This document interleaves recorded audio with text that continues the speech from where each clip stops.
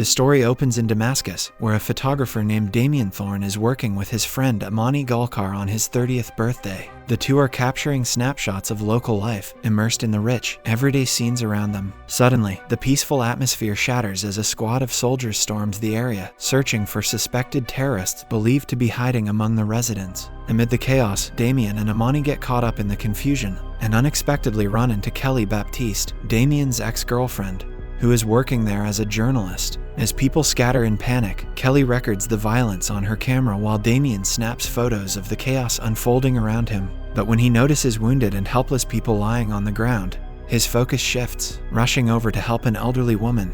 He reaches her side only for her to suddenly grab him and look at him with a strange intensity. In a strained voice, she calls out his name, confesses her love for him, and softly murmurs that everything is happening for his sake. As she speaks, her eyes roll back, sparking flashbacks of Damien's childhood. In the next moment, a stone hits her and she disappears. As the residents are being relocated, Damien desperately searches for the old woman but cannot find her. He calls Kelly, who is arranging a ride with a local to find out where the residents are being moved. Damien tries to join her, but he and Amani are quickly apprehended by the authorities and deported to New York. There, he discovers that he has been banned from re-entering the country. Determined to track down the woman, he calls Kelly, who is still in Damascus, asking if she can help him locate her. He also visits a friend named Cray, hoping he can use his influence to help him get back into the country. As Damien leaves Cray's office, a woman named Anne Rutledge approaches him. He does not recognize her, but she seems to know a lot about him. When he asks, Anne says they last met at his father's funeral,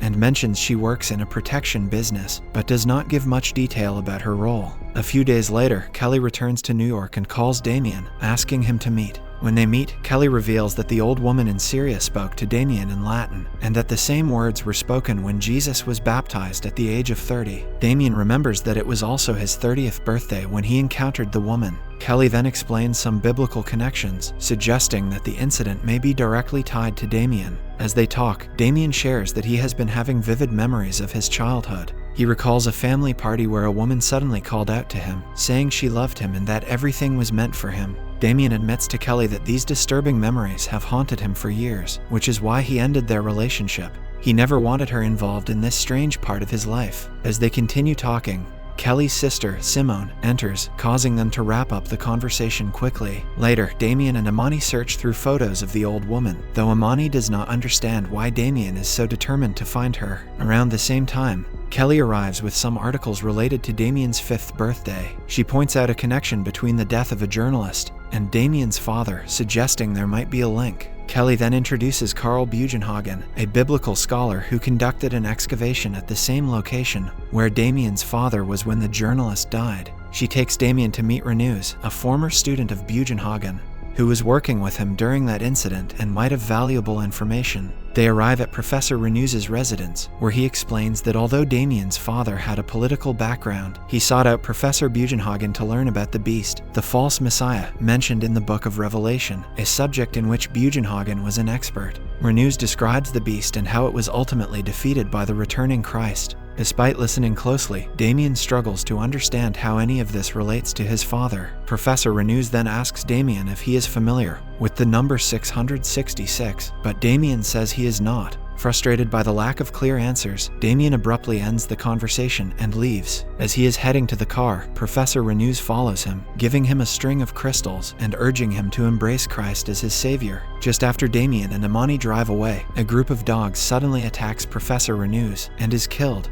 Back at Damien's workplace, he and Kelly are trying to piece everything together. Suddenly, Kelly receives a call informing her of Professor Renus's death. Damien immediately begins to feel that the professor's death might be because of his involvement, and urgently tells Kelly to leave him for her own safety. Despite wanting to stay and support him, Kelly is forced to go as Damien angrily insists she leave. In tears, she walks away. As Kelly tries to start her car, she faces trouble. While struggling to fix it, a sudden surge of thick mud starts to pull her in. Just then, Damien rushes over to help.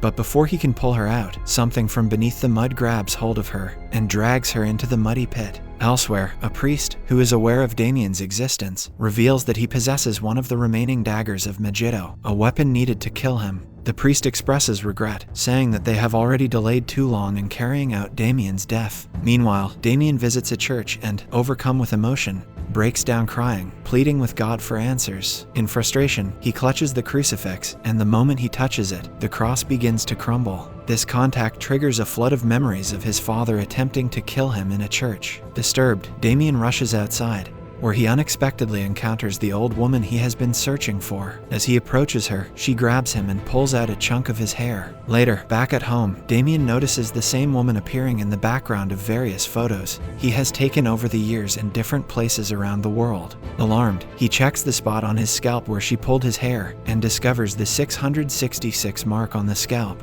The scene then shifts to Chile, where a group of people gather in prayer around a young boy who is tied up in a large pit. A woman successfully performs an exorcism on the possessed boy. Shortly after, the head priest approaches her, informing her that she is urgently needed in Rome, and insists that she leave immediately. Back with Damien, he is reading the Bible when Amani arrives to take him to Kelly's funeral. Damien hesitates, not wanting to face her family and friends' questions about her death. Amani reassures him, reminding him that her death was not his fault, and encourages him to go. At the church, the priest gives the last dagger of Megiddo to a man, instructing him to kill Damien. However, as they talk about the plan, the priest unexpectedly dies, causing the man to panic and quickly flee the church. Damien arrives at Kelly's funeral with Amani. As they approach the entrance, Damien notices a man, unaware he has been sent to kill him, making him cautious. Inside, Simone delivers a tribute speech for Kelly, and Damien begins to feel uneasy, haunted by unsettling visions. Christ statues and paintings disturb him.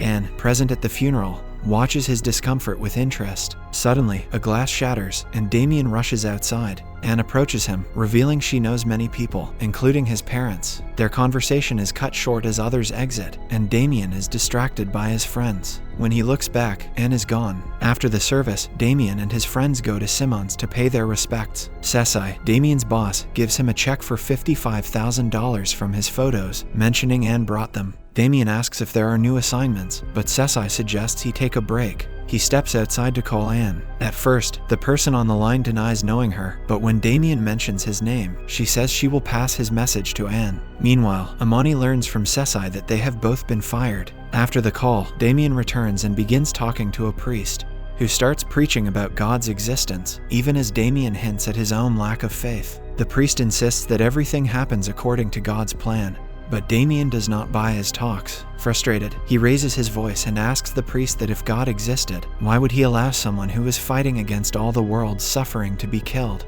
His outburst draws everyone's attention, and realizing this, Damien quickly apologizes and leaves the gathering. After that, Damien is out on the streets, taking pictures of people as usual. Meanwhile, the man from the church is secretly watching him, waiting for the right moment to strike. Just as the man moves closer, an old man approaches Damien, warning him that darkness is coming. At the same time, the man spying on Damien is startled when he sees a girl with one of her eyes sewn shut. Damien continues photographing the crowd as the day grows darker. He spots the same old man again, watching him from a distance, repeating that the darkness is near. Turning around, Damien sees the girl with the sewn eye. She writes 666 on the fogged-up window of a nearby building. He tries to approach her, but the assassin steps out from the shadows and attempts to attack him. They fight for a while, moving through the streets. In the chaos, a passing car accidentally hits the assassin, killing him, and the last dagger falls in the sewer. Conversely, Amani tries to comfort Simone after the gathering. He flirts with her a bit and offers his number, suggesting she could call him if she needs someone to talk to. Simone agrees, and as she looks for a pen and paper, she notices Kelly's backpack.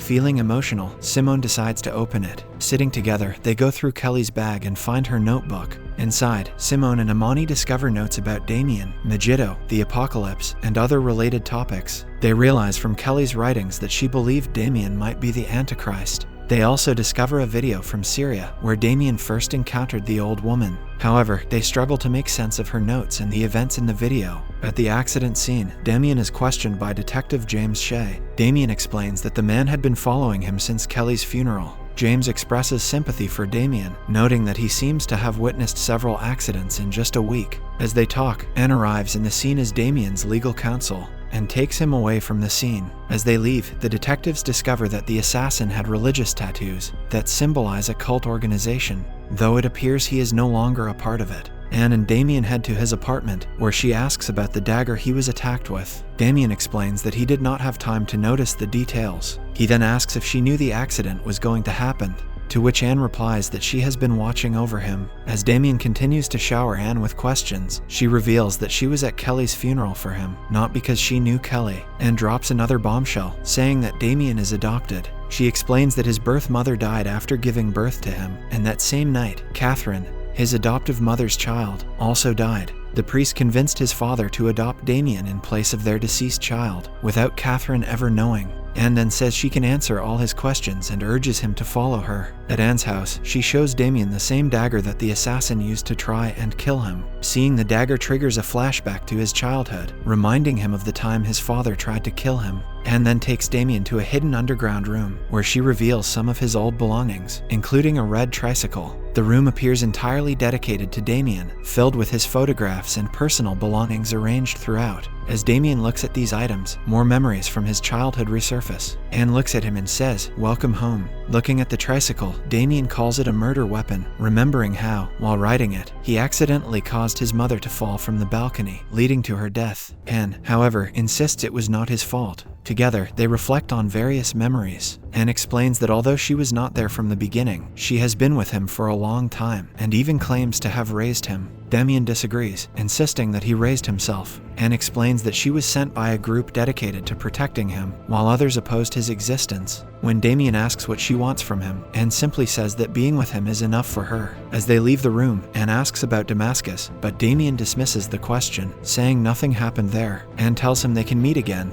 though he replies they will not. After he leaves, Anne's daughter enters, asking how Damien reacted. Anne explains that while he is not ready yet, he will return because he has nowhere else to go. Her daughter shares that his attacker was a theology student named Herman, and wonders how he came to possess the dagger, which remains a mystery. The next day, Simone visits a priest at the church, seeking guidance on Kelly's notes about the Book of Revelation. The priest dismisses her concerns, saying she is looking for answers that are never there. Frustrated, she leaves and walks down the hall, where she notices a statue of the Virgin Mary seemingly bleeding. Shocked, she calls the priest to show him, but when he arrives, the statue has stopped bleeding, leaving Simone confused. At work, Damien tries to locate his birth records, but discovers the hospital he was born in has burned down, leaving no trace. Imani arrives, and Damien shares his encounter with Anne and the belongings he found in her home. Imani then tells him that he and Simone went through Kelly's things and found some unsettling information, though Damien has no clear answers, as he is equally confused. During their conversation, Imani reveals that Ceci has fired them both, but they have new opportunities with other companies. Damien, however, declines to travel for work at the moment, encouraging Imani to take the job on his own. Damien meets with John Lyons, who once worked for the First Lady when Damien lived in the White House. Damien asks about Anne, concerned about her unusual interest in him.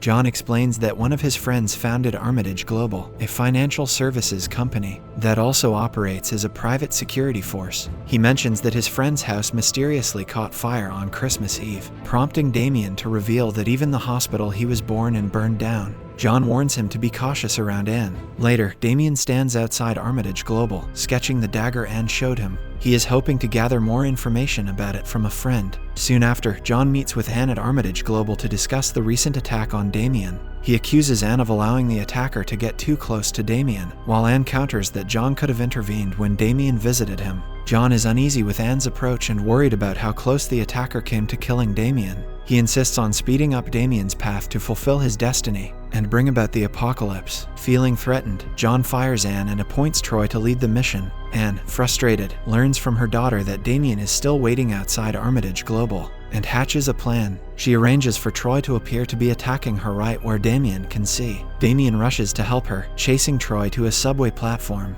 During the chase, Damien saves a young boy from an oncoming train. Meanwhile, Troy stumbles on an escalator and his tie gets caught, ultimately leading to a fatal accident as he is pulled into the machinery. That night, Detective James is working late, piecing together the strange pattern of recent deaths. On his way out of the office, he is suddenly attacked by a dog. He manages to shoot the animal, narrowly escaping harm. At the same time, Damien is at his apartment, unsettled by the increasing number of deaths around him. As he lies down, Anne unexpectedly shows up at his door. Damien and Anne discuss the recent events involving Troy, and she hands him a photo he had taken himself, which stirs up disturbing memories of when he captured it. Anne subtly encourages him to consider that he might be the Antichrist, though Damien resists this idea as much as he can. Finally, fed up with her talks, He asks her to leave. Anne asks to freshen up first, and in the bathroom, she carves a 666 mark onto her thigh. When she returns, Damien confronts her about the mysterious woman he encountered in Damascus, whom he feels has been following him for a long time.